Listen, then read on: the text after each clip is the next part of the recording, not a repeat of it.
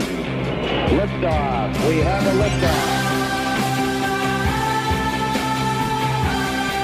Hey there, it's Eric Erickson here from the Resurgent.com and WSB Radio. By request, doing this an excerpt from Before You Wake. More about so you know what you're getting. The Theology of Suffering. That was actually going to be the title of Chapter 2. My editor suggested a change and changed it to Summer in the South. But essentially, what Chapter 2 of the book is the Theology of Suffering. Here we go. I wrote this, you should know, in February of 2017, just for the setup. Here you go. Here is what is happening as I'm writing this. Exactly 7 days ago, Gunnar was in surgery, having his tonsils and adenoids removed. 5 days ago, Christy had surgery to reattach her retina. For the last week, I have gotten up at midnight, 4 a.m. and 6 a.m. to give Gunnar pain medicine. For the first few days, Christy had to have pain medicine too. Thankfully, my in-laws stayed with us for the week. I cooked and stayed up through the night. They did the laundry, got Evelyn back and forth to school, and helped her with her homework while taking care of Gunnar and Christy during the day. I worked all day. In addition to being up all night, I still had my radio show to do in the evening. I found myself staying up till midnight to give Gunnar his first dose of medicine and, in the quiet part of the night, doing as much work as I could, including writing this. Every time I wake Gunnar up to give him his medicine, he screams and fights me for close to 20 minutes. He will spit out his medicine multiple times. We will go through multiple shirts. Then he will finally wear down, be still, and submit. I am not sure there is a better analogy to God. Be still and know that I am Dad, to paraphrase the scripture. What my kids do not see is me staying up after Gunnar has gone back to sleep and wiping tears out of my eyes. It hurts me to see my wife and my kids in pain. Gunnar's screams are so terrible. He cannot talk. He holds his throat with his hands and tries to cover his ears with his elbows. When that does not work, he moves his hands back and forth from covering his ears to covering his throat. I knew the doctor said his ears would hurt after having his adenoids out, but I had no idea how badly. One of the things I see happening more and more in the world is people trying to sterilize themselves from pain. They want to shield themselves. I want to shield my kids from pain. I want to shield my wife from pain. But pain is a part of the process. How do we really appreciate joy if we have not known misery? How do we appreciate comfort if we have not known pain? If nothing else, there is certainly a theology to pain and suffering. I have a preacher friend who tells a story about pain from an old church. There were 3 women, all of whom had cancer. The first took an oral chemotherapy. Her hair stayed. She had no nausea, but she had chronic pain, a rash, and sores in her mouth. The second woman took traditional chemotherapy. She lost weight, had nausea, and her hair fell out. The third woman had done it all and nothing worked. All she had to do now was prepare to die. The first woman looked at the second and, despite her sores and pain, was glad she kept her hair and figure. The second looked at the first and thought losing her hair was a far better trade than being in pain and aching all the time. They both looked at the third woman and realized they thought they were going through a rough patch. At least their treatment was working. The third woman looked at the first two and was glad it was done, relieved her struggle had ended, and was prepared to meet her Maker.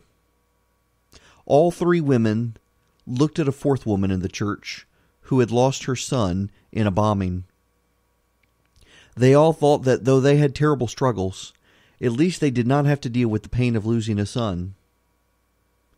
But that fourth woman consoled herself that her son would never have to go through the struggles of those other women or see his own mother struggle or suffer. I cannot tell you how often I've dwelled on this. I see in my own life, in my family's life, a change in our perspective on others' suffering through our own. There's a couple not far from us who have a gravely ill son. His older brother had the same illness and died. They are the nicest, godliest people. Evelyn prays for them regularly, and her mood is often affected by whether or not the family has had a good day or bad. She often openly wonders why God would do that to a family. We look at our struggles and think that at least our children, despite pain and discomfort, are with us. We also see how much more empathetic and sympathetic we are. This is not a boast, but a reality. Christy and I and the kids, we know now from our own struggles that sometimes a home-cooked meal for another family in need is the best thing to do.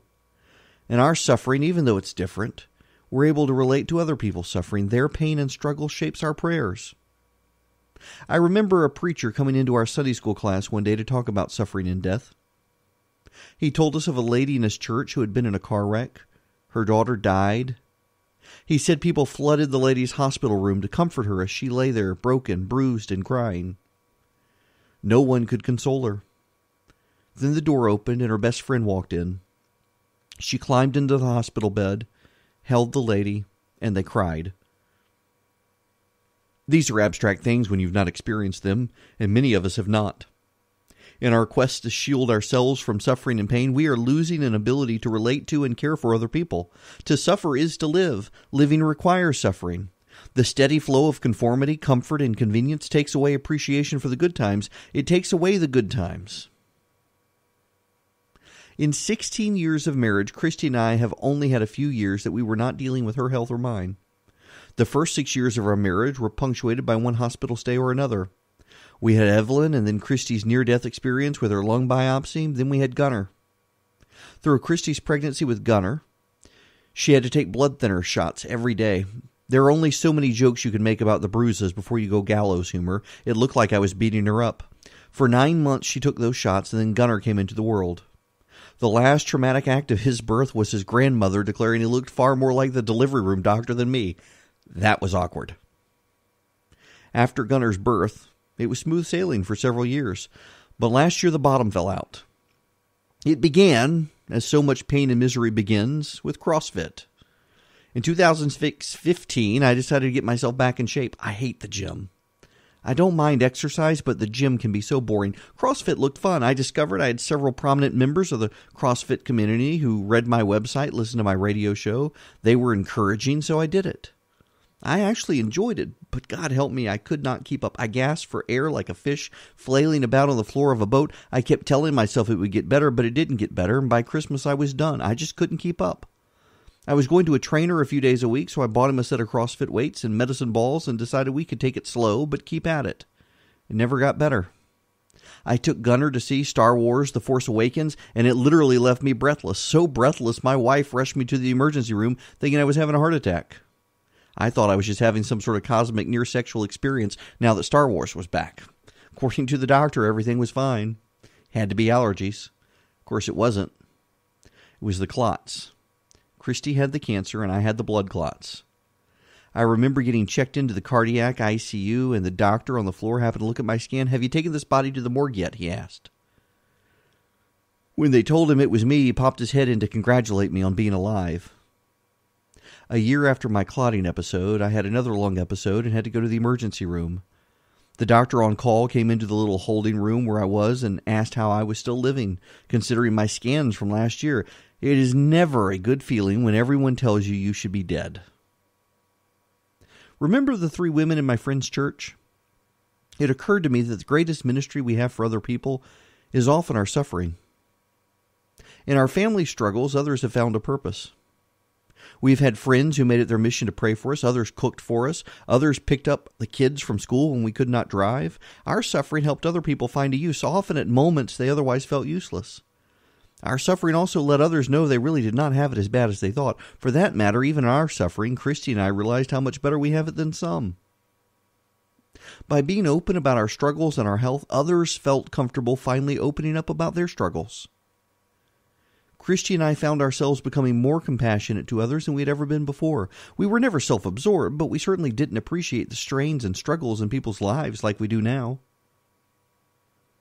Had we not suffered, I also would have never learned to make chicken and dumplings for Christy. It's Christy's favorite comfort food. One of the ladies at our Sunday school class brought us a pot of it after our hospital surgeries. Christy started craving it, but was too shy to beg for it. I finally had to take it upon myself to learn how to make it. I even learned how to roll out the dumplings all by myself. If we had not gone through what we went through, I would still not know how to do that. Something else that became even more distinct after our struggles was a recognition that we can find common ground with people we might otherwise not be able to relate to. Living in the spotlight, I have made it a habit to be open about my life. I try to relate to my listeners on my radio show. They're an extended family, but in writing about our struggles, I find that others who might disagree with me on politics were reaching out with prayers and well wishes. All of this makes me worry about the future. Human beings have become so good at sterilizing themselves and desensitizing themselves to suffering. When people suffer, they want it to end. If the suffering will not end, they are ready to end their lives. I hear more and more stories of people who, after discovering they have a terminal disease, do not want to suffer. They do not want their families and friends to have to deal with the suffering. They do not want anyone to have their last memory be of their loved one suffering. So they end things before the suffering gets underway. I understand that desire. Christy, having at a young age seen her mother die of cancer, has been very insistent that if she gets to that point, she wants someone to end it for her so we don't have to witness her suffering. I'm in no position to judge or to throw stones. I do wonder, though, if we were depriving others of some purpose or peace we do not understand by not going through the suffering. By depriving people of our suffering, are we also depriving others of the chance to find their purpose or to realize their lives are better than they think? Are we, by ending it before the agony, depriving a child of the impetus to go to medical school to find cures for cancer? As I see much of my family suffering and how it's helped others in the community, the more I wonder, what will happen as society eliminates suffering altogether?